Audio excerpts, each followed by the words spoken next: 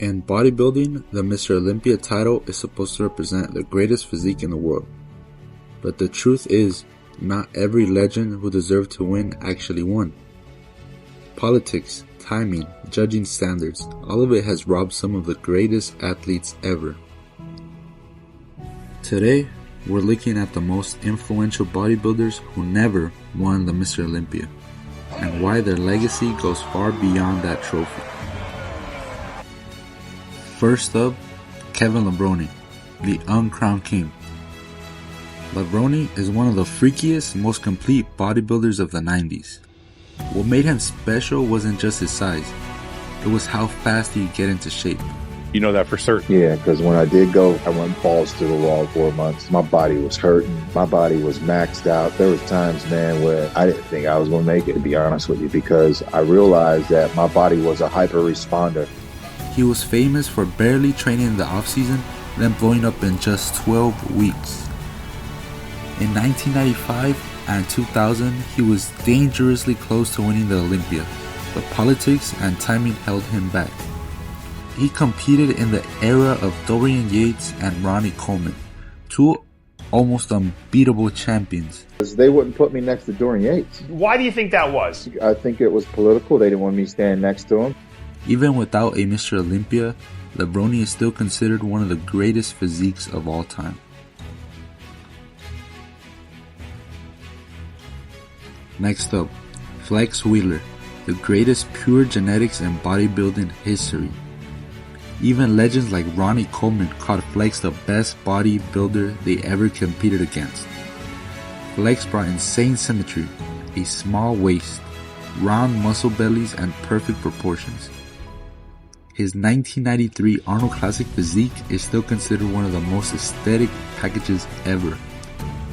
But injuries, politics, health issues, and again, the Dorian Ronnie era kept him from ever holding the Mr. Olympia.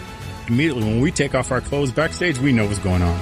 You know, when we have a look at you, like, yeah, as soon as you take your clothes off, we already know, who's the challenge, who's not. So, I got undressed, we're working out, and Ronnie finally get undressed and like, oh my God, you got him. So everybody's running out to me back, you got him, you got his ass. I'm like, I got him, right? Yeah. So I go off on stage and, big story is he perfect scores me. So I'm like, oh. So that's the year that I took off my medallions on stage. Right. So, but still, flexwheeler is the definition of a bodybuilding icon. Then there's Mike Mentzer, the philosopher of bodybuilding. Mentzer revolutionized training with his heavy-duty style and brought insane density to the stage. Many people believe he should have won the 1979 Mr. Olympia, and even Mentzer argued that the judging wasn't fair.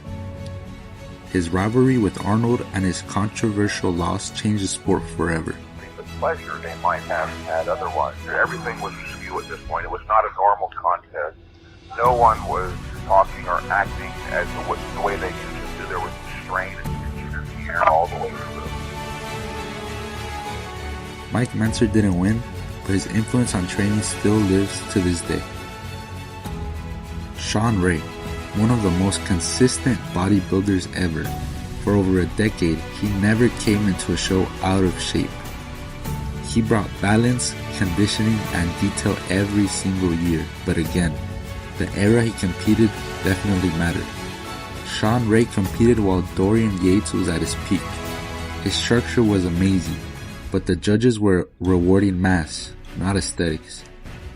Today, he's still praised for having one of the most timeless physiques of all time.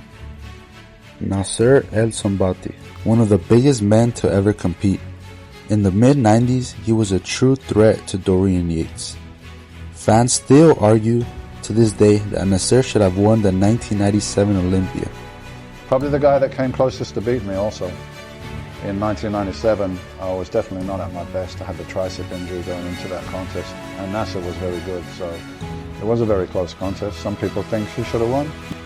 He was bigger, fuller, and even better conditioned than Dorian in some shots.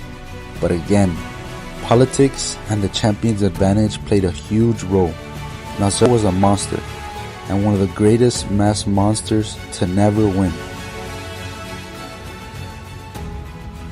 And finally, Lee Priest, the people's champion.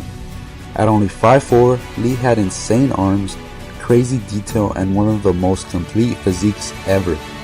But judging favoritism killed his chances. The judges at the time preferred taller, wider physiques, so Lee was often overlooked, even when he was absolutely peeled. He probably deserved way higher placings in 2002 and 2006, but his personality and the judging standards of the era held him back. I've seen the shit that goes on, the politics, the way athletes get screwed over. Some people say it was what happened to Kai Green as well. You can only put up with that shit for so long, with judges being told who to judge for, where to put somebody, management companies, personal trainers, their athletes, if they're paying people to get in higher, sponsorships, that sort of stuff. It's like, who controls the sponsor? I don't understand how they can control sponsors, because if you're the IFBB and I'm giving you money to put on a show, you don't tell me where I can spend my money and who I can sponsor as an athlete. To this day, Lee is one of the most beloved bodybuilders of all time. So why did these legends never win? A big reason is bodybuilding politics. Judges favor certain looks depending on the era. Sometimes they reward mass, sometimes shape, and sometimes conditioning. And once someone becomes Mr. Olympia, they usually get the edge in very close decisions. It's not always fair, but it's real. Guys like Kevin Levrone, Flexwheeler, Mike Mentzer, Sean Ray, Nasser El Sombati, and Lee Priest. These guys might have not won a Sandow, but their influence shaped the sport forever. Let me know which legend you think should have won the Mr. Olympia, and who I should cover next. Thanks for watching. See y'all.